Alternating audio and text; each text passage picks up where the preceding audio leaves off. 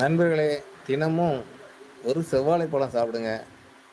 நல்ல ரத்தம் ஓடுமா, நல்ல கலர் ஆயிருவீங்களாம். நான் இப்போ கொஞ்சம் கருப்பா இருக்கேனா, இப்போ இந்த செவ்வாழை பழத்த சாப்பிட்டுட்டு நாளைக்கு கலர் ஆவனா இல்லையான்னு பார்க்கலாம். இப்போ வாழைப்பழத்த உரிச்சுக்கலாம். இப்படி உரிச்சுக்கிடுங்க.